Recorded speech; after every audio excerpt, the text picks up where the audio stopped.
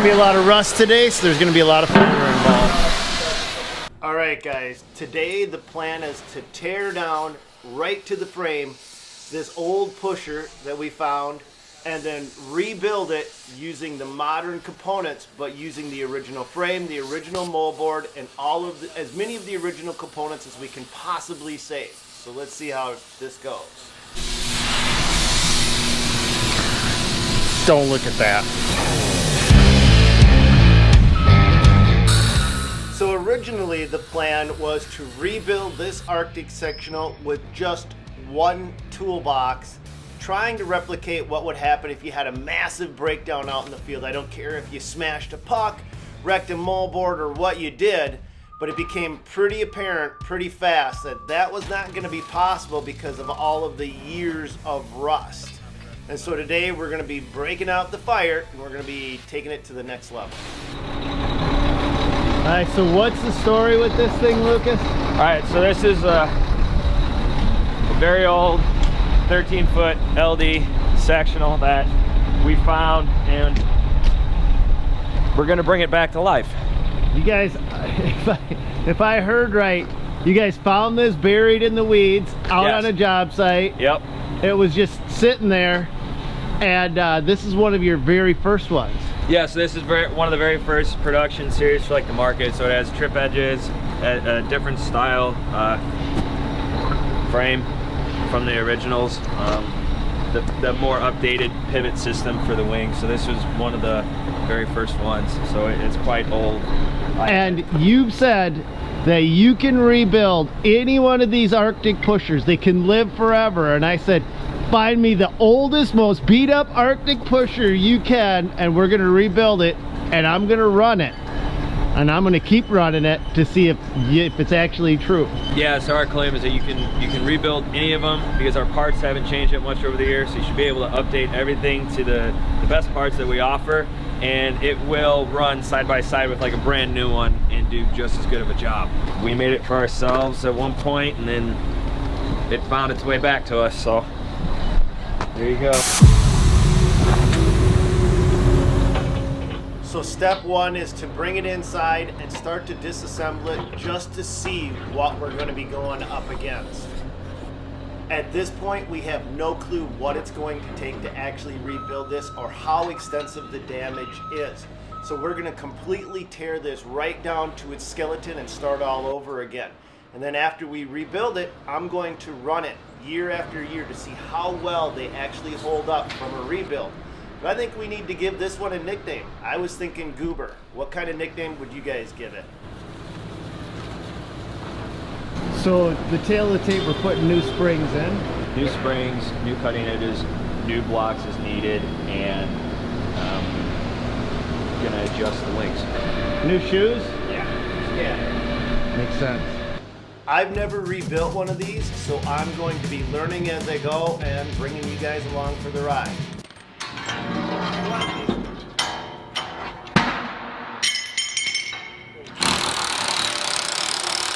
So the first step is start cracking rust off from bolts and pulling everything apart. So I said if you want to know how much these plows get used, you can check out the wear on these bushings and on this, where this is mainly holds all the weight of the wing. Holy crap! Look at how much that's wore out. That's crazy how much that's wore out. Yeah, so that's a well-used plow. Now that we've found that the bolt is actually shot in the frame, is that a weak point we got to worry about? No, so this is fine because all you need, you can replace the bushing here. Okay. With this little guy right here. They tend to get a little worn out over the years. I mean, for this plow, its age, if it's every bit of almost 15, 20 years old, you're doing pretty well. So I'm just. How's that working for you, Lucas? It's working great, Stan. Actually, what I'm trying to do now is we need the vice grip. Just trying to wear it out until it breaks. Okay. Ow.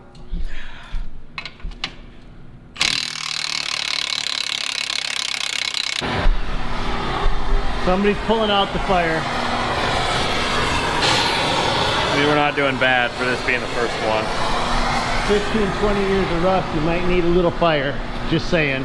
So let's show these guys the difference between them so that they know what we're going to be sticking on. So you're basically going to have a configuration of right spring, center spring, and a left spring. On each moldboard. On each moldboard. Thankfully for us, it appears that somebody had updated the center springs on this plow before, but left everything else. But we're going to show you guys today how to swap one of these little guys out with this tool that we sell. I believe it's $78. I don't know.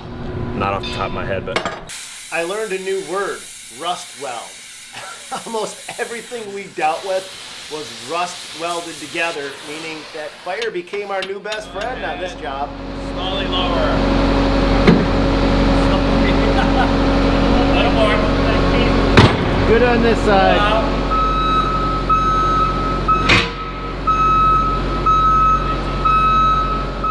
So one of the changes that Arctic has made is to their actual material in their pucks. They're now using thicker pucks on the bottom, and so this plow is going to get updated with the new materials. But to do that, we've got to remove all of the old pucks, which is going to be a big job. She's coming. And then you can see the stress cracks. And she's a good plow because she apparently held on for a long time. But whoever used it. One, we have the boss plate on. Yes, all the new ones, yeah, they have the gloss plates on the bottom, and I believe they're a little thicker. So let's take a look at what Lucas is talking about with the boss plate. You can see that they've reinforced the bottom so that you can you avoid that. So that original universal quick attach plate was pretty much shot. All right, guys, in case you don't know, the team helping me out with this build, we've got Lucas. He's actually one of the owners of Arctic. Nick is actually one of the engineers that designs and builds this, but you're also, a part of your job description is you go out in the field and snow plow and run them, right? That's correct, Stan. So I spend my time designing the plow, and then I get to come see it built on the factory floor, and then I get to take it out into the field, punish it, test it, break it, figure out how to make it better.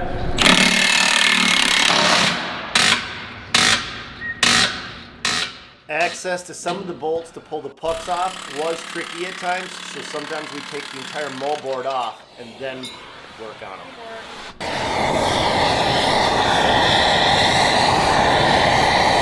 We'll start putting the new springs, the new pucks in place over on the table. Yep.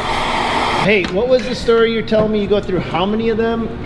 Oh, swivel sockets we go through, I think it's like 35 swivel sockets a week while assembling plows. If you're going to attempt to do this, make sure you get your own 15/16 inch swivel socket and one heck of a good impact. Success. So they say if you don't talk to yourself while you're working on stuff, you might just be crazy. So is it you and your brother are the ones that design and make design changes, build the prototypes, put them out in the field, test them out? Is that the way that works? Yeah, so him and I come up with an idea. We'll go to my dad, see what he thinks about it, because he's the guy that started this whole thing, right? So we always love to get my dad's input. And then, yeah, then what we'll do is we'll design it, and then we'll make it, and then we'll go test it ourselves in the field. And that's how we start making changes or adjustments over the years. So now that we've got the moldboards off and loose and the pucks free, we've got to change out the springs on the trip edge. The easiest way to do this is just cut them off so there's no more tension. I gotta find my cutter. So this is where that word rust welding changed to what we typically would do. That's why the grinders and torches came out, because nothing was moving on its own. Did it work? Yeah. There's a sleeve that goes around the pin that the spring actually rides on here. And that's seized up?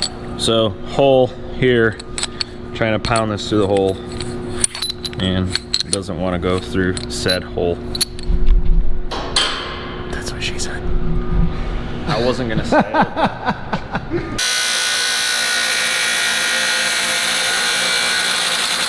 So here's the deal, you guys. Lucas keeps trying to use minimum tools. Like if you guys were stuck out in a snow blizzard or whatever they're. Just some guys don't have a massive acetylene torch laying around.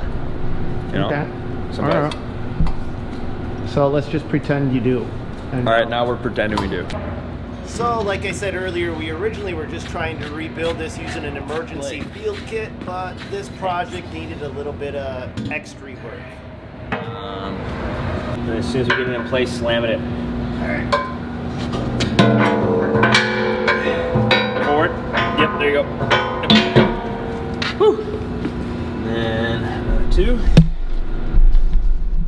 So since none of us have ever rebuilt a pusher to this extent, we prematurely hung the mounting plate on, not realizing we were cutting off access to the pucks behind them. Use the plate. Install. So we've got to pull every single moldboard section off, and that allows us better access at those rusty bolts holding those pucks on.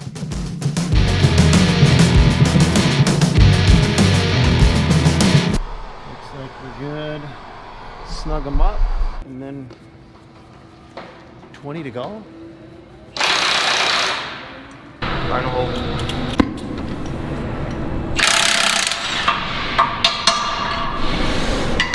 So now we go into cheat mode, and we're just going to cut off the entire bottom bracket because, plain and simple, we're running out of time. Our goal was to completely tear this down and rebuild this in one day and have it operational again, and that rust wasn't helping, so we had to do something about it.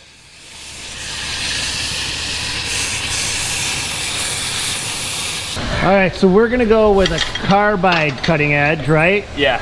Because you guys designed this for what, harder surfaces like concrete? Yeah, concrete. Customers that want the edges to last even longer. Typically, concrete is the #1 need. But you guys have 3 cutting edges, don't you? Yeah, so we got the standard 5/8 thick. We have a 3/4 inch. Those are both AR400, and then this is, I believe, an AR500 material, heat treated with a carbide inlay. So when we reinstall the moldboards, you like to start from the center and work out? In general, it's easiest to start on one end and go to the other though, because then that way you can get your hands around all the fasteners. Because if you put the middle one on, then you kind of blocked yourself on 2 sides already. Does that make any sense? Yeah, it sure does. I've never done this before. You guys can like edit that out, right? Nope, I'm putting that in. So you probably noticed that all of the new hardware, pucks, springs, cutting edges was actually installed with each moldboard section off from the frame of the machine. Now that we've got that done, we've got to stick everything back together again. We've cut through all the way through on the moldboard. Now, instead of replacing the moldboard, we're going to actually weld a boss plate onto it, which is the way the new design is anyway. Yep. So since this is an older one, You can see they've got a boss plate on the outside, but on the new ones they've got them on the outside and inside, just like the center pin. So washers on the new washers on the inside and outside. There we go. Then we line up the bolts and you put a cotta pin in there and you're good to go. Yep. What you're seeing is Lucas's response to a bushing that was supposed to be free spinning, but ended up being rust welded Bushing into in the frame. here, and that's where the wing is actually going to ride, right there on top of that bushing. So it doesn't mull up the threads. Right. And So if you look at it, you can see it in there. emergency off-site assembly location. Oh, All right. 14 years of rust will do that. I'll say that, yeah. That's a rust weld. All right. And then we just slide it on and then we're good to go.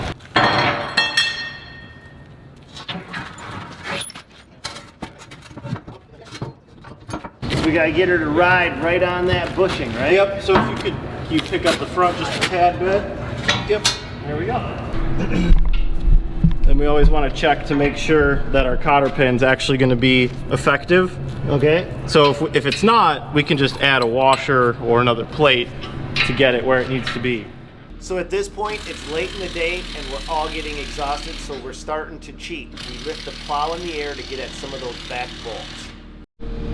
So to get at the bottom ones, what we're using is the Milwaukee impact gun, 15/16 swivel, and an extension.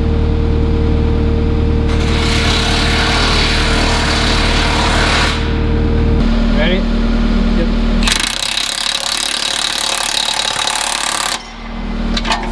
All right, guys, well, we've got a little ways to go yet. We still got 4 or 5 bolts to tighten up. Then I'm gonna throw it in the trailer and a 7-hour drive back. But a big thanks goes out to Lucas. Yeah, of course, man. Yeah, big thanks to Blake and Nick and Jeff, who's not here right now.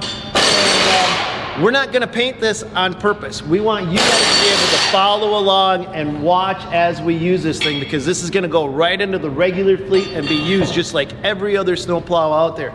Now, if these guys wanted to follow along on YouTube, you got your own channel, right? Yeah, Arctic Snow Products. All right, so you guys can follow along, go check them out over there, and make sure you guys subscribe, because we're gonna be putting this thing to a real world test over the next few years.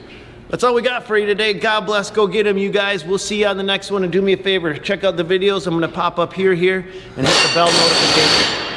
And I think that's my sign to keep going. See you next time. Well, I hope you enjoyed today's video. Make sure you go over to Lucas's YouTube page. He's got a ton more information there.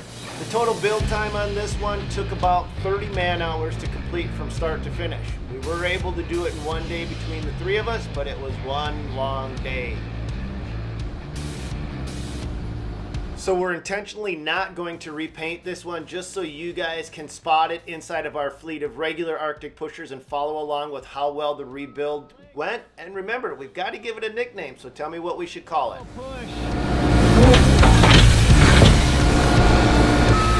Can you give it a nudge on both ends just to get her to slide forward?